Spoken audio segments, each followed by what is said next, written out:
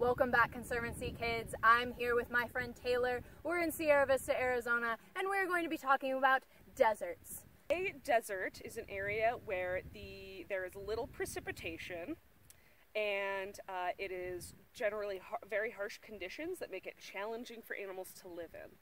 This can include anything from, of course, the Sonoran Desert you're all familiar with, to deserts all over the world. We're familiar with the Sahara in Africa. The biggest desert in the world that a lot of people don't realize is a desert is the continent of Antarctica. What?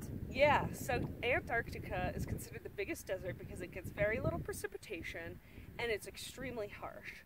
There's really not plants that grow on Antarctica, and what animals do live there live a very hard and challenging life. So even penguins, even though they're adapted to the extreme cold, it's such a harsh environment that they have adapted to those challenges living in that area.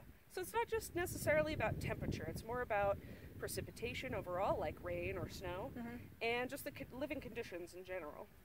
Right, because I've heard that places like the Gobi Desert gets incredibly hot temperatures during the daytime, but then at night it hits freezing temperatures. So we're talking about extreme temperature conditions on either end of the spectrum, and most importantly, it's very arid, which means it's dry. There's not a lot of moisture, we don't get a whole lot of precipitation, and when we do, most of that ends up evaporating back into the atmosphere. So we know what a desert is. Like you mentioned, the Sonoran Desert is a desert, but there are also other deserts in Arizona. How many deserts do we have in Arizona? Yeah, this is a great question. So the Sonoran Desert is the biggest and most spread out desert in Arizona, and our biggest cities, Phoenix and Tucson, are in the Sonoran Desert, but we do have some more deserts here. So at the very northwest corner of Arizona, you have the Great Basin Desert. We're at the very bottom of that, and that's part of the western U.S. It's kind of right in the middle of the West. Then on the western end of Arizona, you get that side of the Mojave Desert, which is predominantly in Southern California, but does extend to us a little bit. And then down here in southeast Arizona, you have the Chihuahuan Desert, and we are at the northern end of the Chihuahuan Desert's range.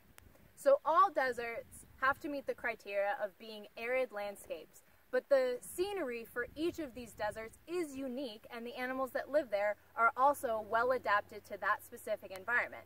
So let's talk a little bit about the desert we're in right now, because our Conservancy kids, we know a lot about the Sonoran Desert, but we've never actually been here to the Chihuahuan Desert.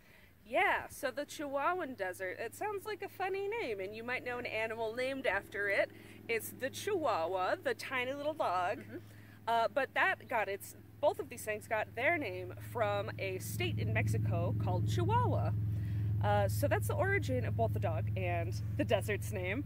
But this desert specifically is generally, compared to the Sonoran Desert, we're higher elevation.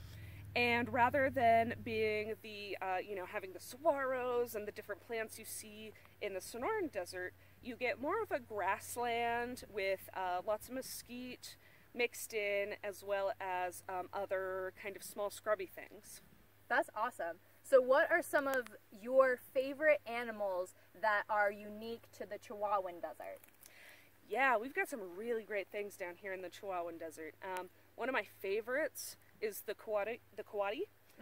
They are related to raccoons, and they look like a raccoon, but kind of stretched out, like you pulled their limbs out a little bit longer and their tail a bit longer, and you made them brown. And they're a little bit nicer than raccoons. We're used to hearing about really sassy raccoons.